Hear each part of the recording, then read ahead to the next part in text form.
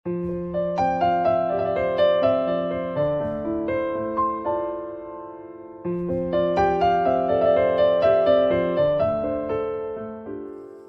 nagkaroon ng boyfriend si Catherine sa iilang taon niyang pagiging single bilang nag-iisang anak ng mag-asawang Don Benjamin at Doña Josefa ay siya na rin ang magiging CEO ng kumpanya. Anak, kailan ka kaya magkaka-boyfriend?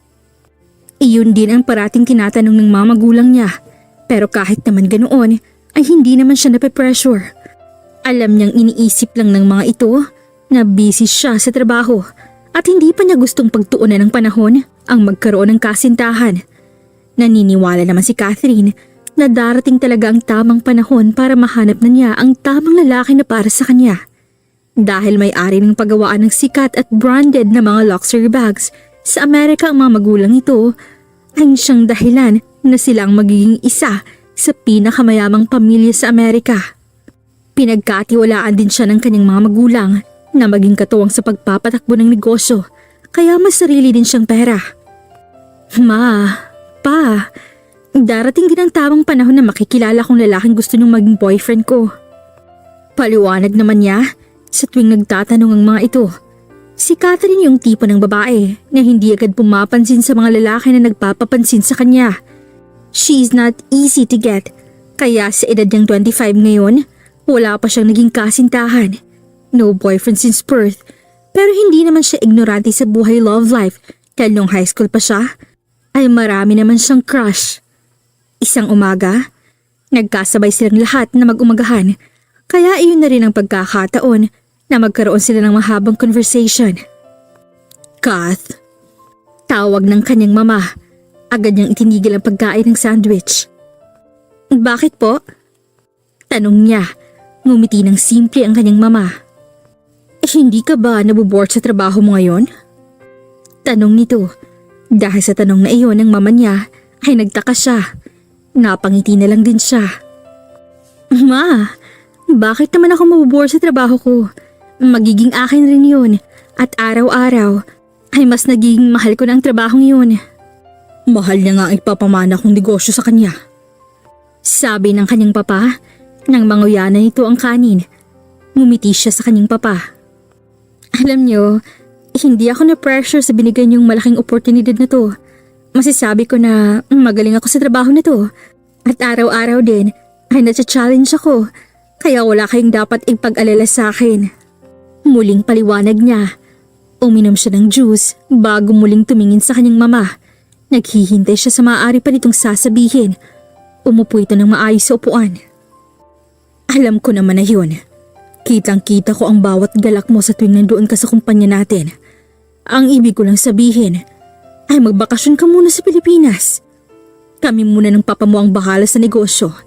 Hindi ka rin naman mag-worry dahil maganda naman ang sales natin ngayon. Kwento nito. Sa kinauupuan niya, hindi niya alam kung dapat ba siyang matuwa o malungkot. Bagaman ay muling nagsalita ang kanyang mama. At saka, baka doon mo na rin mahanap ang lalaking para sa'yo talaga. Napabuntong hininga na lang si Catherine nang marinig iyon. Ma, baka iyan lang talagang gusto niyang mangyari sa akin eh. Giit niya, kinuha ng kanyang mama ang mga kamay niya at tiniklop ito. Kath, 25 years old ka na, kaya kailangan mo rin naman ng boyfriend. Sige ka, gusto mo bang tumandang nag-iisa? Kung makapagsabi naman po kayo ng ganyan ay akala niyo naman nalagpas na sa kalendaryo ang edad ko. I know, Iha. To think of it, mayaman naman tayo. Mayaman ka na rin. Kahit pa nga i-spoil mo nang i-spoil ang magiging anak mo o ang boyfriend mo, ay para rin naman ang hindi nababawasan ng pera natin. At saka, gusto na rin namin ng apo.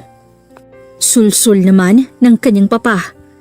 Hindi na lang din napigilan ni Catherine ang mapatawa dahil sa sinabi ng kanyang papa. Grabe naman po yan. Apo agad? Hindi ka naman namin pinipressure. Okay, I will take the vacation trip in the Philippines. But do not expect na magkaka-boyfriend ako kasi hindi pa talaga ako ready. Paliwanag niya. Sa mga mata naman ng kanyang mga magulang ay halata sa mga ito ang sobrang tuwa. Narinig mo yun, Han? Tanong ng mama niya sa asawa. Tumango-tango ang papa ni Catherine habang malapad ang ngiti sa labi. At pupunta kami doon. Susunod kami sa iyo kapag maayos na namin ang buong bagong business. Imporma ng kanyang papa. Nagtingin ang dalawa at nagitian sa isa't isa. Natapos ang umagahan na yun na nag-iisip si Catherine sa maaari niyang gawin sa Pilipinas. Pumasok siya sa kanyang kwarto para doon na rin niya iisipin kung ano ang mga dapat niyang gawin. Napag-isip-isip din ni Catherine na maganda namang magbakasyon siya. Marami na siyang naibigay na tulong sa kanyang mga magulang at isa na rin iyon sigurado na dahilan para maging deserve niyang magbakasyon sa Pilipinas. Mag-iingat ka doon, anak. Payo ng kanyang mama, humalik ito sa kanya. Basta kapag nagsawa na ako sa Pilipinas, ay agad na akong uuwi. Hinding-hindi ka doon magsasawa, anak. Makikita mo na rin sa wakas ang kamag-anak natin. Mamimiss ka namin, Kath. Oo naman. Para naman akong hindi na babalik dito sa USA. Giit niya na ikinatawa rin ng kanyang mga magulang. Basta, mag-enjoy ka lang doon with your lola Karing at mga kamag-anak natin. Payo pa ng kanyang mama. Tumango siya at humalik dito. Ganoon na rin siya sa kanyang papa. Saglit lang ang lumipas ay nagsalita ng speaker sa airport. Last call to all passengers flight PR1122 bound to Manila. Please proceed to boarding gate number 1. Tama naman na iyon din ang kanyang eroplanong sasakyan. Sige na, Kath. Batid ng kanyang papa. Tumango lang siya at humigpit ang hawak niya sa kanyang maleta. I will miss you, ma, pa. Sabi niya na parang mangiyak-ngiyak. Para mapigilan niya ang kanyang pag-iyak, ay agad siyang tumalikod sa kanyang mama at papa, hila ang mabigat niyang maleta.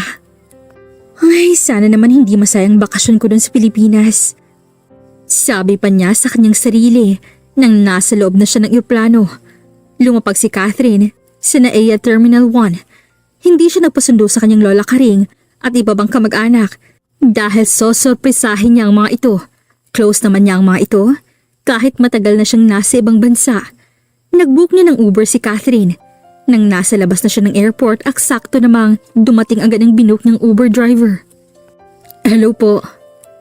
Bati ng driver nang lumabas ito sa sasakyan para mag-assist sa dalaga.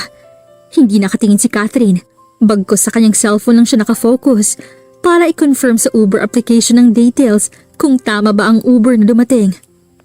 Magandang hapon po, ma'am. Bati ulit ng driver. Binuhat ito ang maleta niya para mailagay sa compartment ng kotse.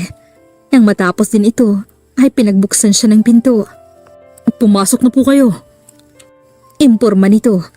Agad namang pumasok si Catherine na hindi nakatingin sa driver. Nang makaupo na siya sa backseat, ay napatingin siya sa driver. Sakto rin na napatingin ito sa kanya na siyang dahilan para magtitigan silang dalawa. Oh, ang gwapo naman niya. Iyon ang nasabi na lamang ng kanyang isip. Gwapo naman talaga ang driver at kitang-kita ang matipuno na katawan nito dahil sa suot na polo shirt nito. Makinis din ang balat at sa napapansin niya ay magaling ito. Ready na po ba kayo, ma'am? Tara na po. Tanong nito na nakangiti rin. Bumalik naman sa wisyo si Catherine at patay mali siyang hindi siya napatitig sa binatang driver. Yes, let's go. Tugon ni Catherine. Habang tahimik siya sa likuran ng sasakyan ay hindi niya maintindihan ang kanyang sarili. Hindi siya mapalagay at panay ang kanyang tingin sa busy na nagmamanehong lalaki. Ay, itigil mo yung kaibangan mo, Kath. Giit pa niya sa kanyang sarili. She could not deny the fact na naiintriga siya sa lalaki. Gwapo ito, pero driver lang. Hindi naman niya minamalit ang binata sa pagiging driver nito. Sa buong buhay ni Catherine, ngayon lang siya nakaramdam ng ganoon para sa isang lalaki. Saglit lang din ay tumikhim ang binata. Ma'am, ayos lang ba kung mag-play ako ng music? Of course. I love listening to music too. Tugon niya, pero napabaling ulit siya sa labas ng sasakyan. Napaisip siya. It is her first time to talk to a stranger like that. Nadismaya siya para sa kanyang sarili. You can suggest a song, ma'am. Sabi pa nito, nagulat si Catherine dahil nag-i-English ang binata. So, may pinag-aralan siya. Namamanghang sabi niya sa kanyang sarili. Kung okay lang sa'yo, baka kasi hindi tayo parehas ng taste sa music. Sigurado ako magugustuhan ko yan. Apocalypse by Cigarettes After Sex. Request ni Catherine. Naramdaman ni Catherine ang pagdahan-dahan ng sasakyan. Lumingon sa kanyang binata habang nakangiti ito. Wow, parehas pala tayo ng taste, ma'am. Paborito mo po ang Apocalypse? Tanong nito. Hindi na rin napigilan ni Catherine ang sarili na hindi mapangiti. Of all the strangers na nakausap niya, wala siyang inisip noon na may ganito pala. Hindi niya rin na-deadma ang lalaking ito. Yes. Tugon niya. Tumango-tango ito at muling binalik ang sasakyan sa dati nitong bilis ng takbo. Ilang segundo lang din ay tumugtog na ang kanyang ni-request. Muling nagsalita ang binata. I hope you like it, ma'am. Sabi nito. Habang nasa daan sila at nakikinig sa musika, walang ibang naisip si Catherine kung hindi ang tagpo nila ng Uber driver na ito.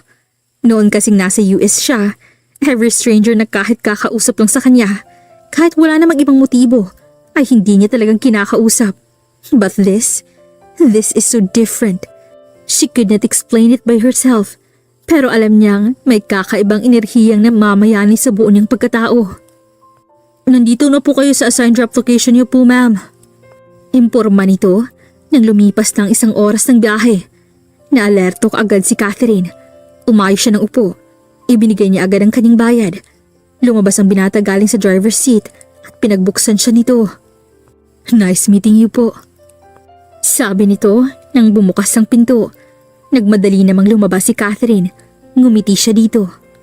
Tiningnan niya ang binata sa mga mata nito. Ang ganda ng mga mata niya.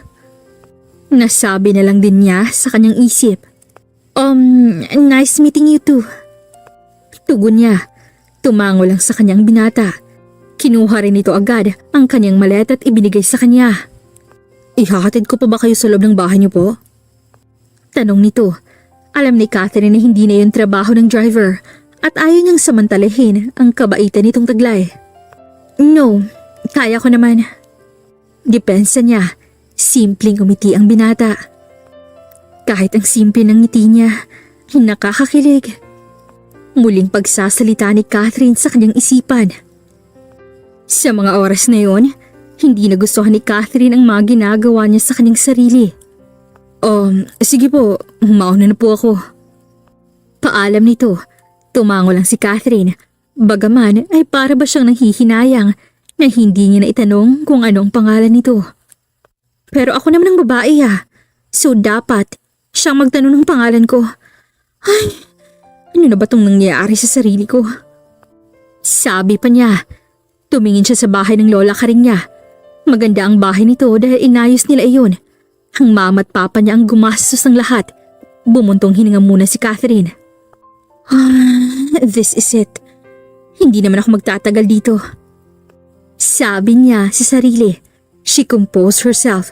Inayos din niya muna ang kanyang buhok bago niya hinila ang kanyang maleta para makapasok na siya sa loob ng bahay ng lola ka rin niya. Nag-doorbell siya. Saglit lang din ay mismong ang lula ka rin niya ang nagbukas ng gate para sa kanya. Gath? Ikaw ba yan? Hindi makapaniwalang tanong ng kanyang lola ka rin. Hindi na sumagot si Catherine. Bagkus ay niyakap niya agad ang kanyang lola ng mahigpit. Ang laki mo na, iha. Bakit hindi mo malang sinabi na pupunta ka pala dito? Mag-isa ka lang ba? Asan ang mama at papa mo? Sinundo na sana kita. Surprise, Lola! Ikaw talagang bahata ka. Ang saya ko naman na binisita mo ako dito. Oh, halika sa loob. Halika na sa loob. Alam kong may jetlag ka pa kaya magpahinga ka na muna. Diyos ko, hindi ko talaga inaasahan na darating ka ngayon dito. At naisipan mo talaga, ha? Nako, kailangan nating magbanding dalawa. Mahabang wika nito. Napangiti na lang si Catherine dahil sa mainit na pag-welcome nito sa kanya. Matagal na rin kasi noong bumisita ka rito. Ang mama at papa mo, hindi ba sila uuwi dito sa Pilipinas? Namimiss ko na rin ang dalawang yun.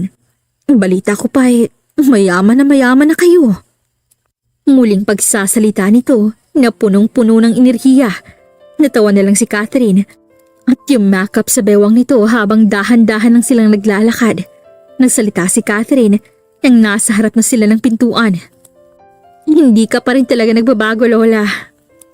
Abay, bakit? Maganda pa rin ba ako? Aba, oo naman. Mas lalo kayatang gumanda. Tugon naman niya. Binuksan na nito ang pintuan. Nang nasa sala na sila, ay agad siyang umupo sa mahabang sofa. Inilagay na muna niya sa gilid ang maleta niya, pero bigla siyang napatitig sa kanyang lola Karing. Oh, bakit ganyan ka nalang kung makatingin sa akin? La, nawala ko po ang wallet ko. Nasa isang mamahaling bag ko po. Abay, hanapin mo sa maleta mo. Baka nailagay mo lang sa loob. Hindi ko po yun inilagay dito, Lai. Nasa kamay ko lang ang mga yun. Sabi pa niyang hindi niya alam kung ano ang gagawin dahil nandoon ang kanyang mga ATM cards at ilang mga importante niyang mga papeles. Naku, Apo. Sino bang sinakyan mo papunta rito? Baka rin ay naiwan mo iyon nung nasa eroplano ka pa. Malungkot na saan nito. Tumahimik si Catherine at inisip niya kung saan niya iyon nailagay o naiwan. Nang maisip niya nanlaki ang kanyang mga mata. Naiwan ko po siguro sa sinakyan kong Uber. Imporma niya. Isang gabi, hindi makatulog si Vince dahil sa kagandahang taglay ng kanyang pasahero kaninang umaga. He could not deny the fact that she really was an eye-catching person. Magandang smile niya, matangos ang ilong, at makinis ang balat. Plus points, mahilig din siya sa music. Siya na nga sigurong babaeng pinapangarap ko matagal na. Sabi niya sa ere, nasa kanyang kwarto siya ngayon habang nasa gilid din niya ang naiwang gamit ng babae. Mabuti na lang talaga ay may contact siya sa babae dahil nasa apps naman iyon ng Uber. Bukas din naman ibibigay ko sa kanyang mga gamit niya. Sabi niya, inisip din niya na mag-ayos siya ng konti para naman presentable siya sa mga mata nito. Kahit unang kita pa lang niya sa babae, ay alam niyang nagustuhan na niya ito. Yun nga lang, isa lang akong driver.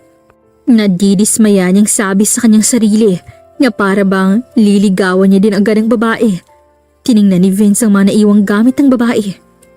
Sayang, kung mayaman lang din siguro ako ngayon, ay baka naging girlfriend na kita.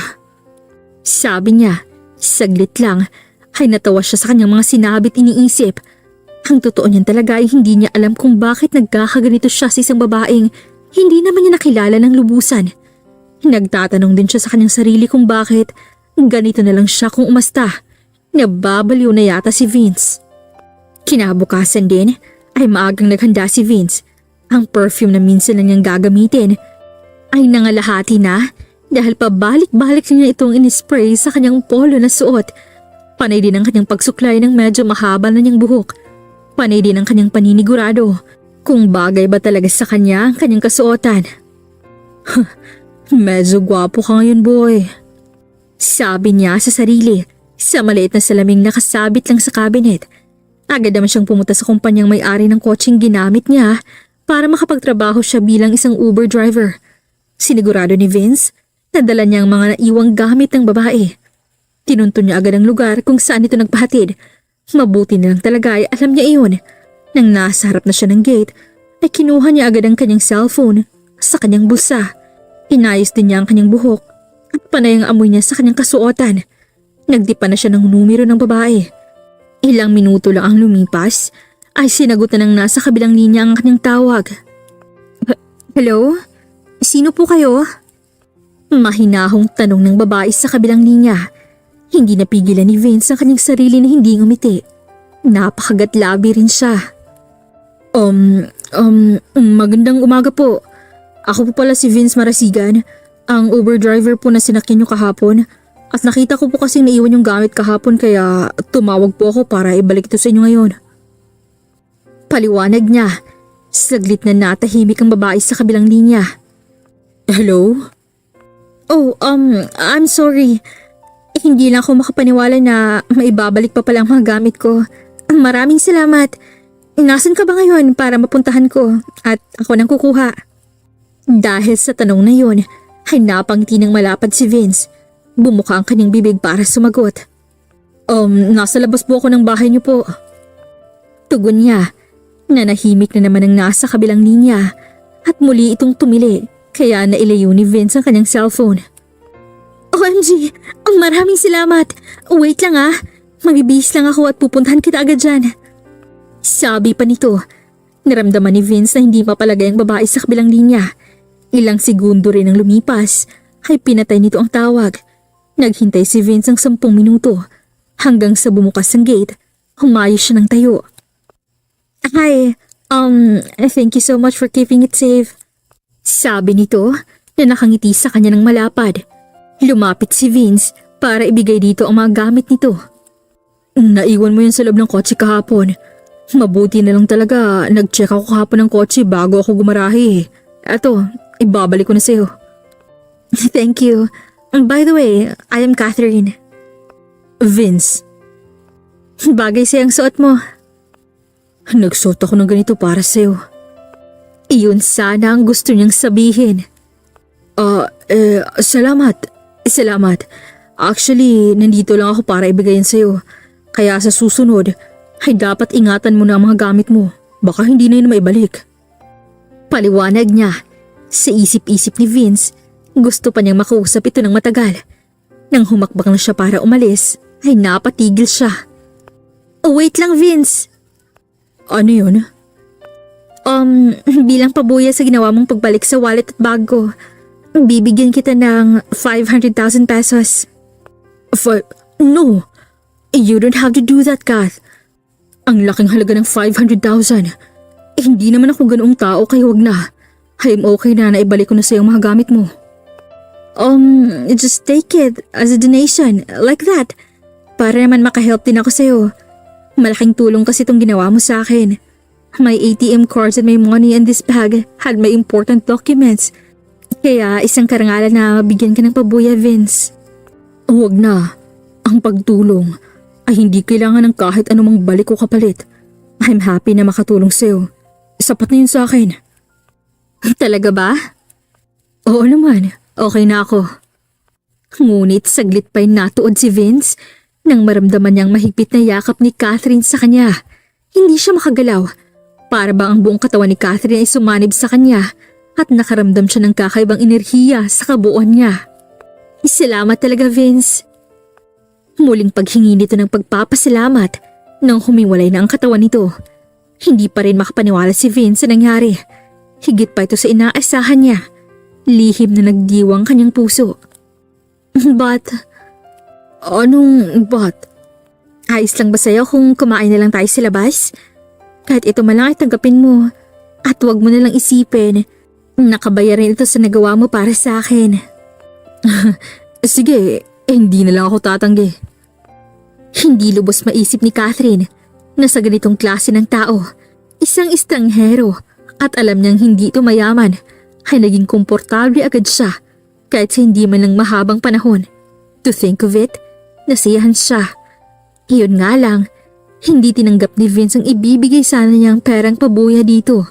Doon pa lang din, naisip niyang may magandang puso si Vince. Nandito sila ngayon sa isang mamahaling restaurant. First time ko lang dito sa mamahaling restaurant. Kuwento ni Vince. Huminto siya sa paglalakad at tiningnan niya ito. Hindi ako naniniwala. Bakit naman? Hindi ako mayamang tao. Depensa naman ito. Tumango lang si Catherine dahil ayaw niyang maging awkward silang dalawa. Bagaman, hindi napigilan ni Catherine ang kanyang sarili na hindi hawakan ng kamay ni Vince. Nanginig pa yun, pero hindi niya yun binigyan ng mali siya.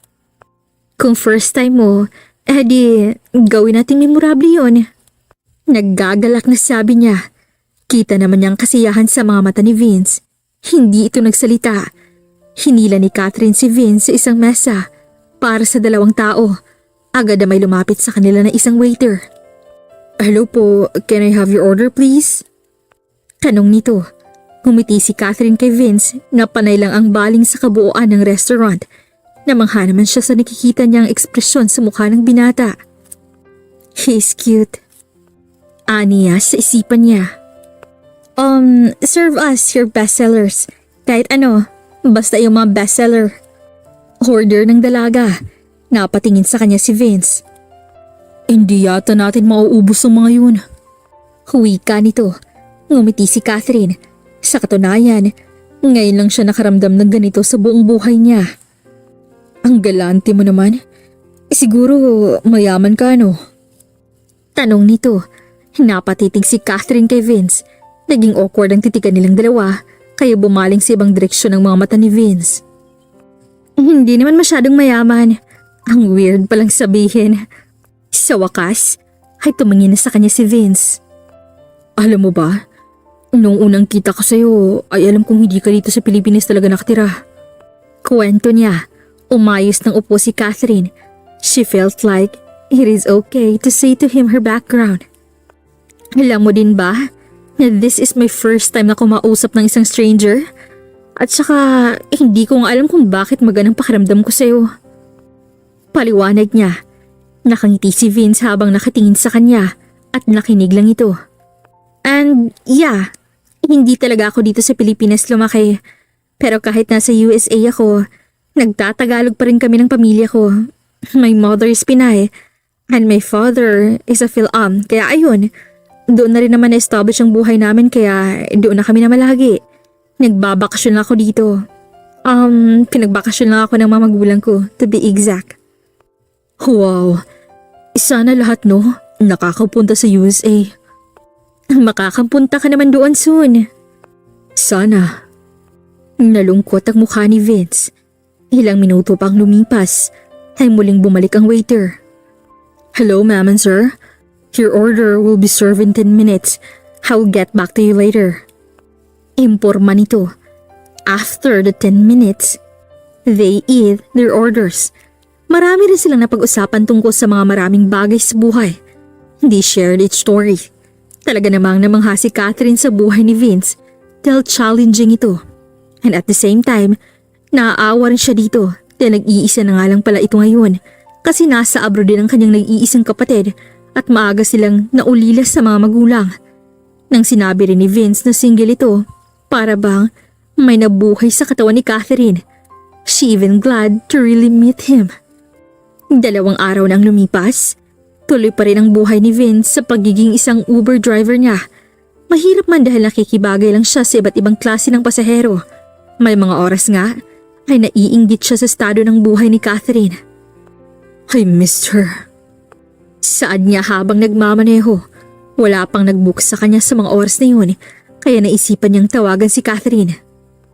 Ay, bungad niya agad nang sinagot nito iyon. Hello, Vince. Galak ang namutawi sa boses nito. Hindi talaga maitago ni Vince ang kanyang kagustuhan na muling makita ang dalaga. Alam na alam din niya sa kanyang sarili na gusto niya si Catherine. Kahit pa sa ganoong kaikling panahon, ay alam niyang may gusto siya rito. Sana'y gusto niya rin ako, kahit Uber driver lang ako. Sabi niya sa kanyang sarili. Kumusta? May ginagawa ka ba ngayon? I'm glad you asked. Yun na nga eh. Bored na bore ako dito sa bahay ng lola ko. Wala akong ibang ginagawa kundi ang matulog at mag-scroll sa social media. Paliwanag nito. Napangiti si Vince.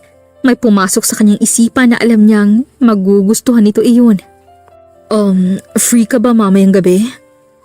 Tanong niya na nauutal pa. Tumahimik ang nasa kabilang linya. Tiningnan naman niya ang kanyang cellphone at bakay namatay ang tawag. Pero hindi pala ito namatay. Narinig din niya ang tumili si Catherine.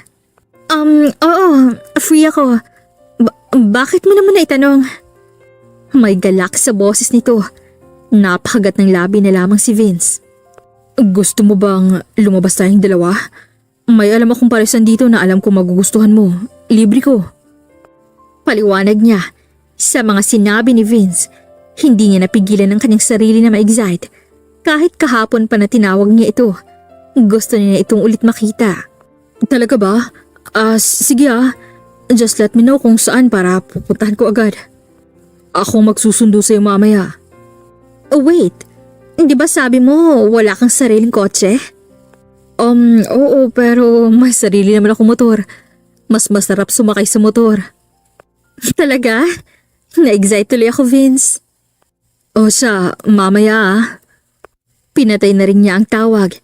Excited si Catherine na makitang muli si Vince. Isang araw pa lang kasi na hindi sila nagkita, ay parang na-miss niya na ito. Masaya kasing kasama si Vince at marami rin itong ikinukwento. Sa palagay ni Catherine, sa loob ng maikling panahon ay nahulog na siya rito. Nasa harap ng salamin ngayon si Catherine. Pinapaganda niya ang kanyang sarili para masabi ni Vince na maganda siya. Pero hindi ka naman yata magugustuhan ni Vince dahil hindi ka naman maganda at iniisip niya siguro na mayaman lang din ang kaya kong magustuhan. Sabi niya sa sarili. Inaamin na ni Catherine na nagustuhan niya na si Vince. Malay ba niya, bigla na lang siya nagkaganito kahit ang choosy niya sa mga lalaki noong nasa USA pa siya. Pero ngayon, sa simpleng lalaki lang na katulad ni Vince, nagustuhan niya agad ito. Imposible ba talaga agad na magagusto sa isang lalaki na kakilala mo lang? Tanong niya ulit sa kanyang sarili, pero napatingin siya sa pinto nang bumukas ito. Si Vince ba ang tinutukoy mo? Tanong ng lola ka rin niya. Malapad na napangiti si Catherine. Tumango siya rito. Kasi lola, wala pang isang linggo. Ay nagustuhan ko na agad siya. Imposible bang ganon? I-choosy ako nung nasa USA ako. Paliwanag niya na mismong siya ay nalilito sa kanyang nararamdaman. Lumapit sa kanyang lola Karing. Mula sa likuran, hinaplos nito ang kanyang buhok. May kwento ako sa iyo, iha. Alam mo ba, ay yung lolo Karding mo ay 3 days ko lang nakilala dahil sa pesta noon sa baryo namin. Sa diskuhan pa kami nagkakilala noon. At alam mo, hindi na ako nagdalawang isip noon na hindi siya sagutin. At tingnan mo naman ngayon, mahal namin ang isa't isa. Love doesn't require long or short time. Kung ngayon lang kayo nagkakilala ng lalaking gusto mo, at sa tingin mo nagustuhan mo talaga siya, wala ka nang magagawa doon kung talagang tadhana nang nagdidikta sa inyong dalawa. Pero lola, baka hindi niya ako gusto. Ay hindi ko rin ina masasabi dahil kayong dalawa lang ang magkasama. Halangan naman na makiosyoso din ako sa inyong dalawa. Lola talaga. Pero para sa akin, gusto ka nung lalaking yun. Ang ganda mo kaya. Lola naman binubola mo lang ako. Nako, hindi O siya. Lumabas ka na kasi at may narinig na akong bumusina sa labas ng bahay. Imporma nito. Nang marinig niya yun, ay na-excite si Catherine. Tumayo siya. Saglit lang, ay muli niyang tiningnan ang sariling imahe sa salamin. I hope you like me, Vince. Saan niya? Nang nasa labas na siya, ay kita niyang imahe ni Vince sa labas ng gate. Nagmadali siyang lumabas ng gate at nang nasa harap na siya ni Vince, ay napahinto siya. Ang ganda mo naman, Kath. Sabi nito. Noong una, Catherine ang tawag nito sa kanya. Ngayon naman, Kath na. Iniisip pa naman niya noon na kapag tinawag siya ng Kath ng ibang tao, ay mahalaga siya. Kaya sa mga oras na yun, ay iyon ang iniisip ni Catherine. Binobola mo lang ako Hindi ang ganda mo kaya. Nahiya nga ako na simple ang suot ko Oh, simple? Elegante kang tingnan dyan sa polo mo Ang hilig mo pala sa polo, no? Pero totoo, ang gwapo mo. Natahimik si Vince. Hindi niya alam kung bakit. Uy, bakit ka natahimik dyan? Wala. Ang ganda mo kasi. Nakakatulala ka naman. Ay nako, tara na nga. Sige. Kath, sanay ka bang sumakay ng motor? Tanong nito. Tumango lang si Catherine bilang sagot. Pero bago siya sumakay, sinuotan siya ni Vince ng helmet. Dahil sa ginawa nito ay para bang natigil ang mundo at tanging silang dalawa lang ang nandoon sa mga oras na yun. Nakaramdam din kakaibang enerhiya si Catherine nang saglit na dumapis ang daliri ni Vince sa kanyang pisngi. Sakay ka na. Imporma ni Vince na siyang dahilan para mabalik siya sa tamang wisyo. Oo nga pala.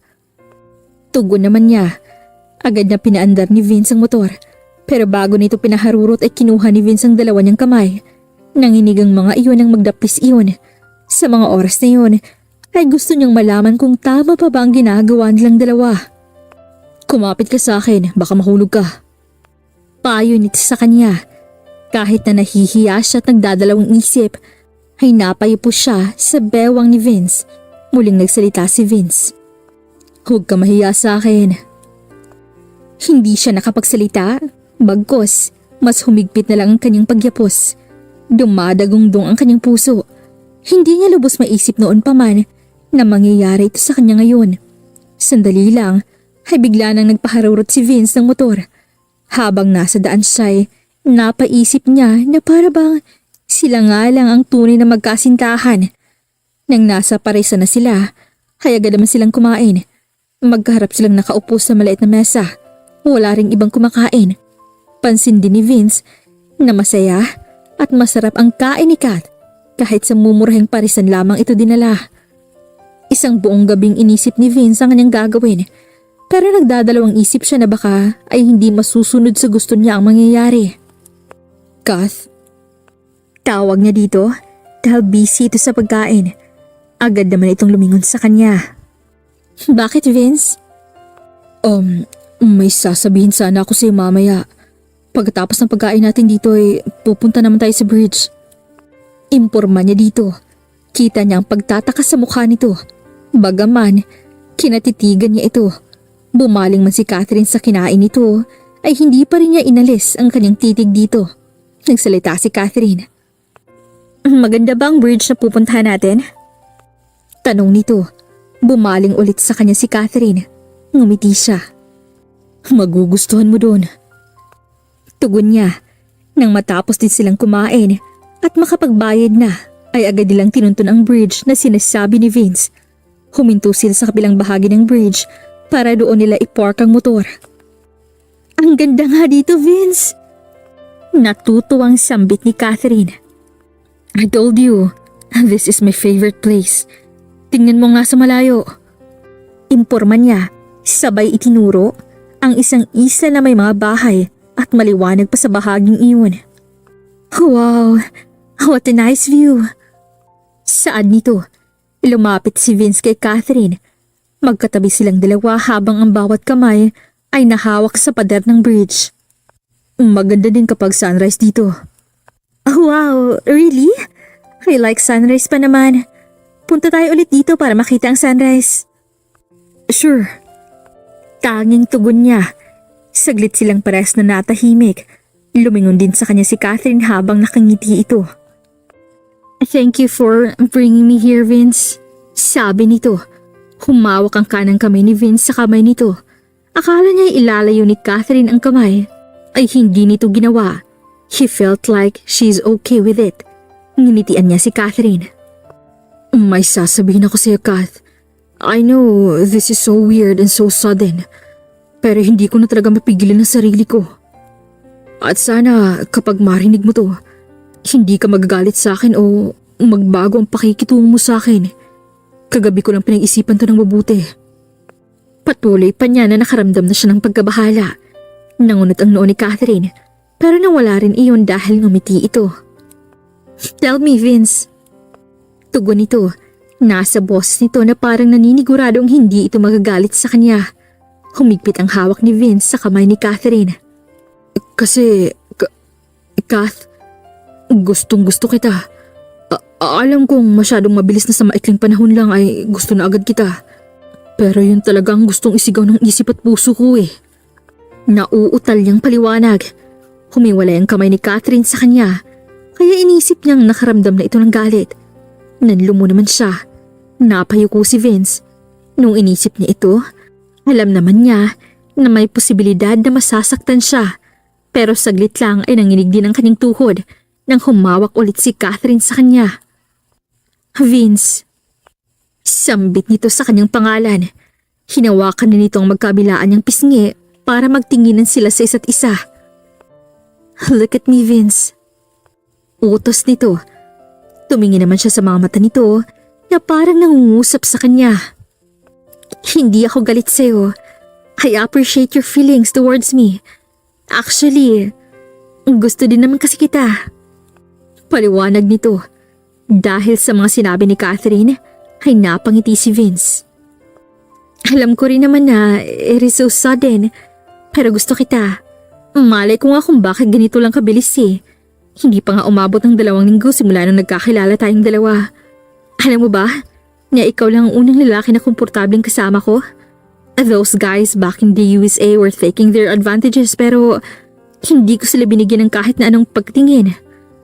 Kaya I'm so happy that I met you, Vince. Gusto kita.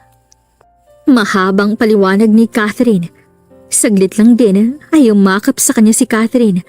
Malakas ang dagundong ng kanyang puso kaya alam niyang naririnig yun ito. Hindi nawala sa labi ni Vince ang tuwa. Humiwalay muna si Catherine sa yakap. Tumingin ito sa mga mata niya. Sa mga oras na yon, gusto ni Vince na mahalikan si Catherine. Pero nirespeto niya ito kaya sa susunod na pwede na, gagawin niya yun. Vince, pwede ba akong sumigaw dito? Tanong ni Catherine sa kanya. Magkahawak silang dalawa ng kamay. Hindi lubos maisip ni Vince na ito ang kalalabasan ng plano niyang pag-confess dito. May gusto rin sa kanya si Catherine. He really is so happy. Tumango si Vince sa tanong na iyon ni Catherine. Bumuelo si Catherine. Vince! Gusto kita! Sigaw nito. Ikinagulat iyon ni Vince. Hindi na malaya ni Vince ang mga sariling luha na tumulo habang nakatingin kay Catherine na nakataas ang mga kamay habang sinisigaw iyon. Kath, gustong gusto kita. Sigaw din niya. Mas malakas ang kanyang boses. Sandali lang ay nagtinginan silang dalawa ni Catherine at tumawa sa kanilang ginawa. 2 linggo nang lumipas. With that duration of time, nagkaroon ng mas magandang ugnayan sila Vince at Catherine at walang kahit anong bagay ang makakatumba sa kasiyahang nararamdaman ni Catherine bawat araw na katawag, ka-text at kakwentuhan niya si Vince. Hindi ko lang siya gusto. Mahal ko na rin si Vince. Iyon ang sabi niya sa kanyang sarili bawat gabi. Sa loob ng maikling panahon na kasama niya si Vince, wala siyang sinayang. Ang makasama niya si Vince at maramdaman na mahal siya nito ay higit pa sa inaasahan niyang bakasyon dito sa Pilipinas. Habang nasa loob siya ng kwarto at kakatapos lang ng tawagan nilang dalawa ni Vince, napatitig na lang si Catherine sa kesame. So, ganito pala ang feeling ng in love. Sambit niya. Sakto naman na may nakita siyang 2 butiki sa kisame na magkatabi. Siguro magjowa kayong dalawa ano? Tanong niya sa mga ito na akala naman niya sasagot talaga. Natawa na lang siya sa kanyang inasal. Ay, Vince. Sambit niya sa pangalan nito. Hindi kasi maibsan ng kahit na ano ang kanyang nararamdamang kasiyahan. Ilang minuto siyang natahimik. Nang tumunog ang kanyang cellphone, ay agad niya itong kinuha sa tabi niya. Excited siyang muling makausap si Vince. Pero nang makita niya ang pangalang nakaregister, ay nalukot ang kanyang noo. Sinagot niya ang tawag. Ma? Nagtataka niyang tanong. Anak, I'm so sorry to bother you late this night. Panimula nito, bagaman ay may nakahalata si Catherine na kakaiba sa boses nito. It's okay ma, bakit kayo napatawag sa akin? Tanong niya agad. Kinabahan bigla si Catherine sa hindi malamang dahilan. Narinig niya ang pagbuntong hininga nito sa kabilang linya. It is so sudden. I know na mayroon ka bang 3 weeks para mag-enjoy dyan pero we need you now. As soon as possible. Kung maaari ay bumalik ka na rito sa USA. May nangyaring hindi maganda sa kumpanya natin, Kath. Paliwanag nito. Napatayo na lamang si Catherine sa masamang ibinalita ng kanyang mama. It is so valuable. Para bang agad na binawi ang kanyang kasiyahang naramdaman. Hindi naman po yan siguro masyadong malaki, ma. Malaki, Kath. $50 million ang biglang nawala sa revenue ng kumpanya natin. Yung papa mo nga ay hindi na mapalagay sa kanyang kinauupuan. We need you now, Kath. Sabi nito, nahalata sa boses nito ang sobrang kalungkutan. Tumulo ang mga luha ni Catherine. $50 million are so big. Nanginig ang kanyang buong katawan. Ma, tomorrow po. Babalik na ako dyan. Imporma niya bago pinatay ang kanyang cellphone. Kung kailan masaya na sana ako, ay siya namang pagdating ng problema. Giit niya, muli siyang napatitig sa kesame. Sino naman kaya ang kumuha ng perang yan? Tanong niya sa ere. Malalim ang iniisip ni Catherine. Kailangan niyang magpaalam kay Vince. Muli niyang kinuha ang kanyang cellphone para tawagan niya si Vince. Nang marinig niya ang boses ni Vince, ay tumulo agad ang kanyang mga luha. Vince? Sambit niya sa pangalan nito. Alam niyang nahalata agad ni Vince na umiiyak siya.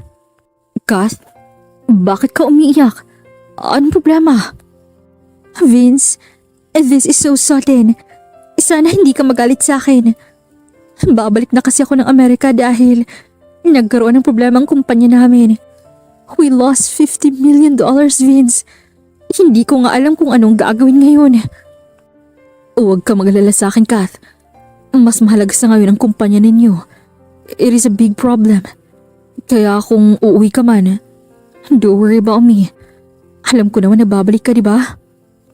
Oo, babalik ako. Babalikan kita, Vince. Pero bukas din ay kailangan ko nang umuwi. Kaya pwede bang ikaw na lang din ang maghatid sa akin sa naiya? Walang problema sa akin yan. Para sa'yo ay gagawin ko ang bagay na yun. Tugon nito. Kahit papaano ay kumalma si Catherine. Bagaman sa iisiping magkahiwalay silang dalawa ni Vince ng matagal na panahon, ay hindi niya alam kung ano nang mangyayari sa kanilang dalawa. Vince? Sambit niya ulit sa pangalan nito na puno ng pag-aalala. Kath, ano nang mangyayari sa ating dalawa? Hindi ko alam, Kath. Ang alam ko lang ngayon ay mahal kita. May tiwala ako sa iyong kahit kailan ka pa bumalik dito sa Pilipinas. Kaya ako pa rin ang pipiliin mo. Vince, mahal kita. Alam mo yun, kaya babalikan kita. Ikaw lang ang mamahalin ko. Sabi niya. Napapikit na lamang si Catherine. Alam niya ang relasyon nilang dalawa ni Vince ay walang kasiguraduhan. Pero alam naman niya sa kanyang sarili na mahal niya si Vince. Vince, paano kung matatagalan ako sa ibang bansa? Paano kung pagbalik ko dito hindi mo na ako mahal? Hindi yun mangyayari, Kath. Alam mong mahal kita. Kaya kahit pa na maraming babae sa paligid ko, ikaw pa rin ang pipiliin ko. O walang iba kung hindi ikaw lang. May paninigurado ang boses nito. Tumulo ang mga luha ni Catherine. Umiyak siya sa ideyang matatagalan pa bago siya muling bumalik ng Pilipinas. Mahal naman natin ang isa't isa, Kath. Magtiwala ka sa akin. At ganun din ako. Kaya walang problema yun. May tiwala ako sa Vince. Sana may tiwala ka din sa akin. Kung ganun, wala tayong dapat ipagalala. Matulog ka na dyan para bukas. Utos nito sa kanya. Nagpaalam na sa kanya si Vince na patayin na nila ang tawag. Alam na nasasaktan si Vince sa biglaang pagbalik niya sa USA. Bagaman, parehas lamang silang walang ibang magawa kung hindi ang magtiwala sa isa't isa. Para naman sa sarili ni Catherine, hindi naman niya magagawang lokohin ang nag-iisang lalaking mahal niya. Kinabukasan, inihatid na ni Vince si Catherine sa airport. Vince, I am so sorry na hindi tayo nagkasama bago ang ganitong pangyayari. Sabi ni Catherine. Malapit na sila sa airport pero panay pa rin ang iyak ni Vince habang nagmamaneho siya. Ngayon lang nagkaganito si Vince para sa isang babae. Kath, wala naman tayong magagawa eh. May problema ka ngayon na dapat mong pagtuunan ng pansin. Kaya iyon ang mas importante. Nasa passenger's seat si Catherine. Umiiyak na rin ito. Mahal na mahal kita, Vince. Yun ang parati mong tatandaan. Kahit wala ako dito sa Pilipinas. At saka may social media naman. Araw-araw tayong mag-voice call or video call. May tiwala ako sa'yo, Vince. Ibibigay ko sa'yo ang buong tiwala ko. Hindi ko iniisip noon na mangyayari palang ganito. Pero hindi ako nagsisising na kilala kita. Ibibigay ko sa'yo ang buong tiwala ko, Kath. Ako lang sanang mamahalin mo hanggang hindi pa maging maayos ang lahat. Tugon niya. Nang nasa tapat na sila ng airport, ay agad na pinark niya ang kotse sa parking lot Nagmadaling lumabas si Vince para tulungan si Catherine sa mga gamit nito. Pinagbuksan din niya ito. Nang parehas silang nasa labas ng kotse, ay walang sinayang na oras si Vince. Hinalikan niya si Catherine. Vince! Nasambit na lamang ni Catherine. He savored the first kiss he had with her. Napapikit si Vince habang nakahalik siya at napayakap. Segundo pang lumipas ay naghiwalay silang dalawa sa paghahalikan. You can go now, Kath. Mag-iingat ka. Mag-iingat ka rin, Vince. Babalikan kita. Promise ko yan. Sabi ni Catherine habang masaganang tumulo ang mga luha nito. Sa huling sandali ay niyakap nilang isa't isa ng mahigpit bago sila nagkahiwalay. Sa loob ng isang taon na magkalayo sina Catherine at Vince, kahit ganoon katagal silang hindi nagkita muli, ay hindi naman naging hadlang iyon dahil mahal na mahal talaga nilang dalawang isa't isa. Sa loob ng mahabang panahon na iyon ay may connection din naman silang dalawa, kaya sigurado sila na silang dalawa'y nagmamahalan. At si Vince, umaasa pa rin siya na mapapadali ni Catherine ang pag-aasikaso dito sa kumpanya dahil miss na miss niya na ito. Walang araw na hindi niya namimiss si Catherine. Ganoon nga talaga kung tunay mong mahaling isang tao. Maagang nagising si Vince dahil may book siya kagabi for 6 a.m. na kukunin niya sa airport. Lalaki ang pangalan na nakalagay kaya ayos lang din iyon. Nang matapos siya sa pag-aasikaso ng sarili, ay agad siyang tumungo sa airport para i-pick up ang pasahero niya. Naghihintay lang siya sa labas ng kanyang kotse habang ka-text niya din si Catherine. I missed you, Kat. Iyon ang text message niya. Agad naman siyang nakatanggap ng reply galing dito. I missed you too, Vince. Babalik na ako dyan sa Pilipinas. It is a surprise, Vince. Reply nito. Dahil sa reply ni Catherine, ay napalingon siya sa maraming taong naglabas at pasok sa loob ng airport. Pero nang makatingin siya sa isang babae, ay ganoon na lang ang kanyang pagkagulat sa nakita. Ann? Sambit niya sa pangalan nito. Kuya Vince! Sambit nito sa pangalan niya ng malakas. Sa mga oras na yun, ay hindi niya alam kung ano ba ang dapat niyang gagawin. Hindi niya inaasahan na sa loob ng 10 taon ay umuwi na ng Pilipinas si Ann. 10 taon na itong nasa Singapore bilang isang domestic helper. Nag-abroad para sa pamilya. Panganay niya itong kapatid, pero nagkukuya ito sa kanya. Dahil iyon ang nakasanayan nito ng mga bata pa sila. Ang bakit mo hindi pinalam sa akin na uuwi ka na pala? Surprise! Hiyaw pa nito. Saglit lang din ay bigla itong yumakap sa kanya ng mahigpit. Narinig din niya ang pag-iyak nito. Matagal na akong nagtrabaho sa abroad at namimiss ko na ang nag-iisa kong kapatid na pogi. Sabi nito habang umiiyak. Hindi na rin niya napigilan ang kanyang sarili na hindi umiyak. Grabe, iyakin pa rin ako kahit ang tanda ko na. Tara na, ikaw kasing binukong Uber driver eh. Nakikita ko kasing pangalan mo sa app kaya hindi na ako nagdalawang isip na ikaw ang kinuha.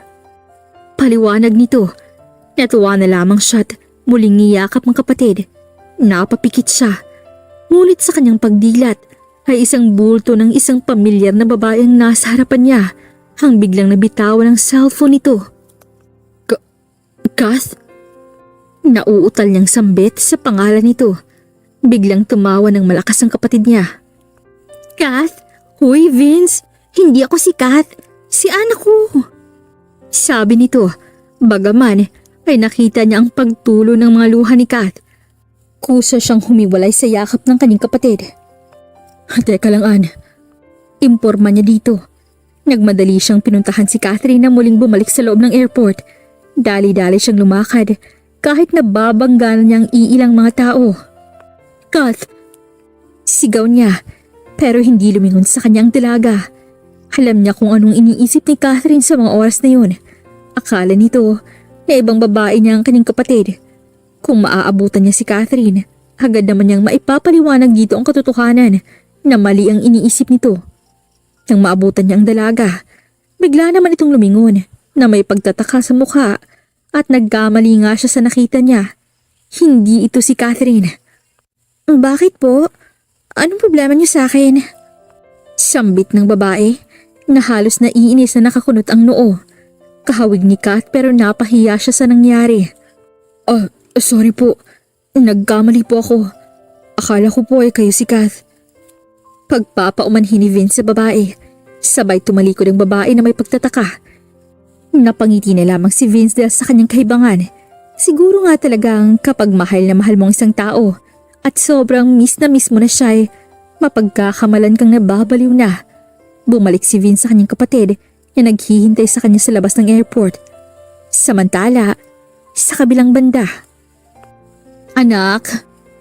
Sigaw ng mama ni Catherine mula sa sarili nitong kwarto. Nasa kusina si Catherine at pinoproblema pa rin niya kung ano ang mga estratehiyang kailangang gawin para mabawi nila ang nawalang $50 million na revenue. Kasi 10 taon na yung pinaghirapan nila pero bigla na lamang nawala na parang bula. Alam ni Catherine na may hindi magandang nangyari sa loob ng kumpanya nila. Dali-dali si Catherine na lumabas ng kusina para salubungin niya ang sumisigaw na mama. Ma, bakit po? Taka niyang tanong. Kinakabahan siya pero kita naman niya sa mukha ng kanyang mama na hindi isang masamang balita ang sasabihin nito sa kanya. Anak, hindi ako makapaniwala sa aking nalaman. Ang $50 million na nawala sa ating kumpanya ay ninakaw ng pinagkakatiwalaan kong manager. Pero dahil magaling ang papa mo, nabalik ang malaking pera na yun. Hiyaw nito. Punong-puno ng kasiyahan ang mukha ng mama niya. OMG! Hindi na niya napigilan ang kanyang sarili na hindi mapasigaw at dahil sa sobrang kasiyahan ay napaluha siya. Niyakap niya agad ang kanyang mama. Yung manager ma, anong gagawin mo sa kanya? Anak, may 3 siyang maliliit na mga anak. Buntis din ang kanyang asawa at wala nang tumutulong sa kanilang ibang kamag-anak dahil sila lang nandito sa Pilipinas. Hindi ko siya sinampahan ng kaso, pero hindi na siya makakabalik sa kumpanya natin. At binigyan ko na lang din ng kaunting pera ang pamilya niya para naman makapagsimula sila ng panibago. Alam ko kung bakit niya yun ginawa. Naiintindihan ko siya. Binigyan ko siya ng pagkakataon pero kung gagawin niya ulit iyon sa ibang tao, sigurado din akong tutulong na akong magpapakulong sa kanya. Mahabang paliwanag nito. Muli niyang niyakap ang kanyang mama. Kahit man nakaranas ng problema ang pamilya nila, hindi pa rin nawala ang kagandahang puso na mayroon ang kanyang mama. Habang yakap niya ang kanyang mama, ay napaisip din siya. Babalik ako ng Pilipinas. Dahil na ba yan kay Vince, Kat? Gusto ko na rin siyang makita. Pumunta kayo dito at ako na ang bahala kung magpapakasal kayong dalawa. Kahit paanong gusto mo ay ako nang bahala. Imporma ng kanyang mama. Mula kasi noong bumalik siya ng Amerika para maayos nila ang problema, ay araw-araw din niyang binabanggit ang pangalan ni Vince. Kinento rin niya sa kanyang mga magulang na dahil kay Vince ay naging maganda ang karanasan niya kahit sa ganoon kaikli niyang bakasyon. At ang kanyang mama ay natutuwa sa mga sinabi niya. Ma, marami akong pera. Kaya kong gawin ang iniisip mo. At saka sinabi ko na sa'yo na hindi mayaman si Vince. Isa siyang Uber driver doon. Pero mahal ko siya. Hindi ako tumitingin sa katayuan ng kanyang buhay kung hindi sa kabutihan ng kanyang puso. Huwag kang mag-alala anak. Hindi naman ako matapobre ano. Excited nga akong makita yung napupusuan mo na. I am so happy now. Kasi akala ko natatanda ka ng dalaga. Pero hindi pa pala. Tugon nito. Sobrang natuwa si Catherine. Kaya kinabukasan ay agad na tumungo na siya sa airport para bumalik sa Pilipinas. At hindi niya din sinabihan si Vince sa kanyang pag-uwi para sorpresahin ito. Bagaman, sa kanyang pagdating sa NAIA Airport at paglabas na dito, hindi niya lubos inaasahan ang kanyang nakita. Imbis na excitement ang maramdaman niya ay inis at galit ang sumalubong sa kanya. Vince, bakit mo ito nagawa sa akin? Naguguluhan niyang sabi sa sarili. Kitang-kita ng kanyang mga mata na may kayakap si Vince na isang babae. Hindi siya namamalik mata at siguradong sigurado siya na si Vince iyon. Masaya si Vince habang may kayakap ito. Kita pa niya kung paano yumakap ng mahigpit si Vince sa babae na para bang ang tagal na nilang dalawa. Hinalikan pa nito ang babae sa noo. Kath!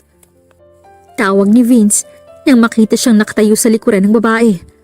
Parang naulit ang nangyari sa kanya na akala niya na mamalikmata lang din siya. Kagaya ng dating senaryo na nagkamali siyang namukha ng babaeng hindi naman si Catherine.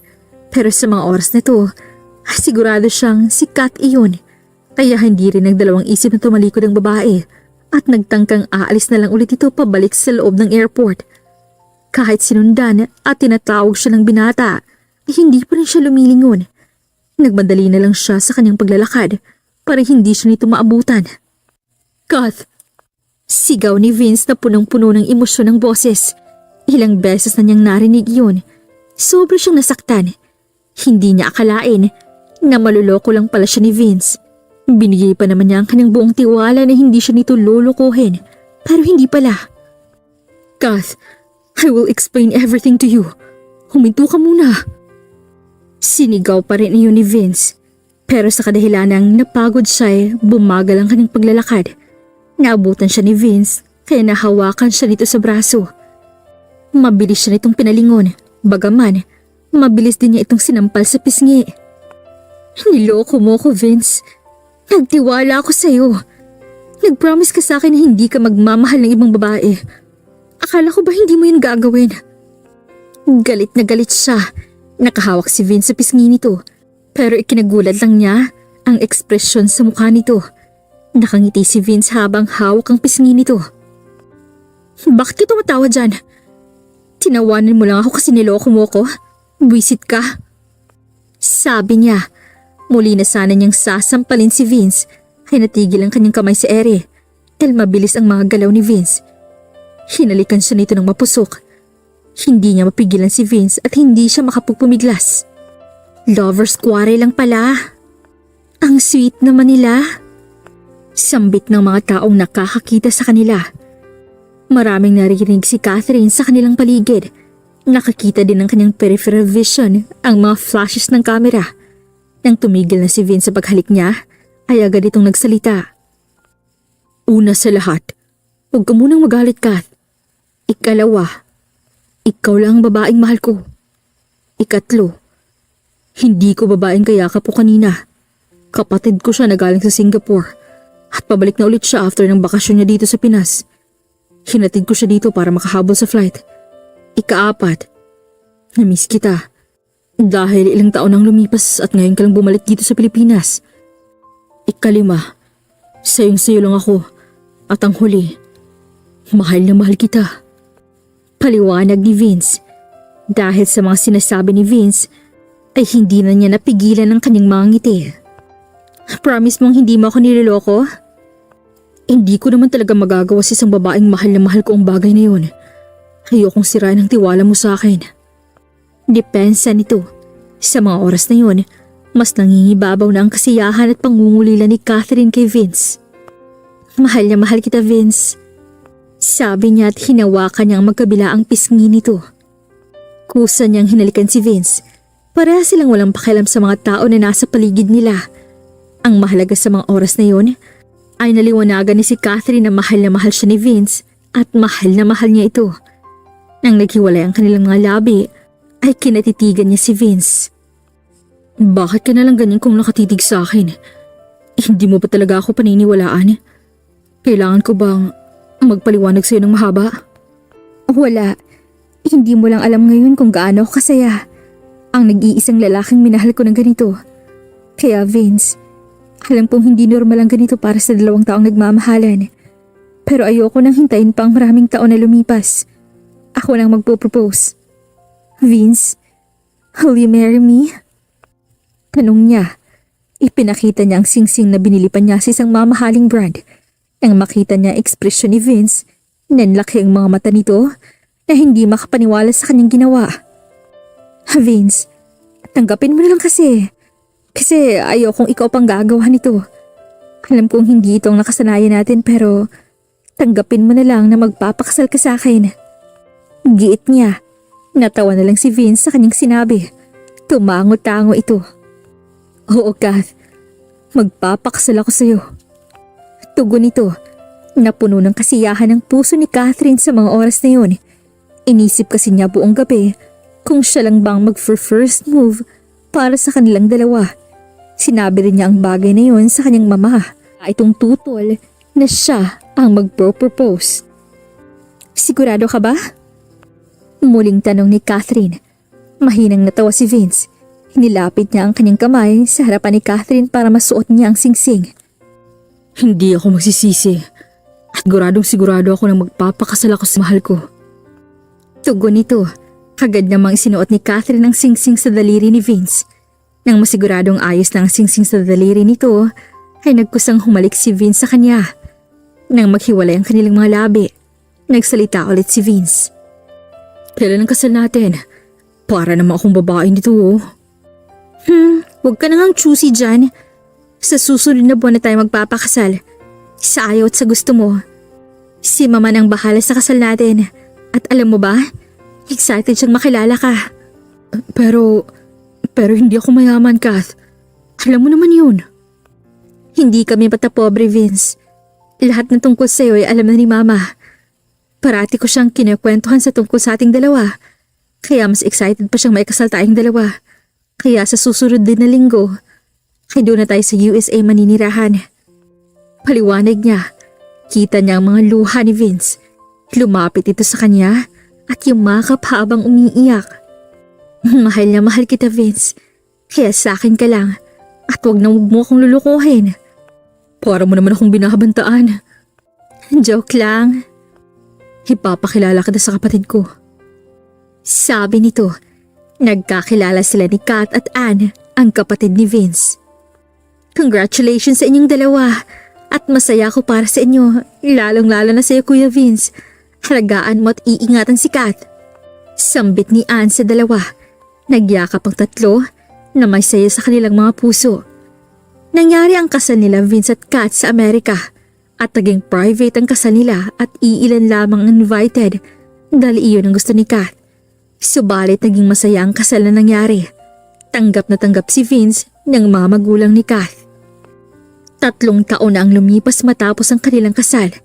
Sa loob ng 3 taon na yun, maraming pagsubok din na napagdaanan sila Catherine at Vince na siyang sumubok sa katatagan ng kanilang pagmamahalan. Pero alam nila sa isa't isa na mas lalo na silang naging matatag at magiging matatag pa sila sa darating pang mga taon. Han? Sigaw ng asawa ni Vince mula sa kusina ng kanilang bagong bahay. Simula rin noong nabuntis si Kat at ipanganak ang kanilang cute at malulusog na kambal, mas lalo pang minamahal ni Vince si Kat araw-araw. Yes, Han. Nabibihis pa ako. Kumain ka na dito. Nagmadali na lang siya. Nang nasa sala na siya, kinuha niyang kambal. Magta3 taon na rin sa June ang dalawa. Nandito na kami. Imporman niya nang makapasok na sila sa kusina habang bitbit ang malulusog at cute nilang mga anak. Ang tagal mo Nagbibihis nga lang ako. Ano bang niluluto mo? Ang aga mo ngayon Ganyan naman na ako noon pa. Talaga ba? Parang hindi naman Biro niya dito. Noon kasi, nagpaturo sa kanya si Kat kung paano magluto.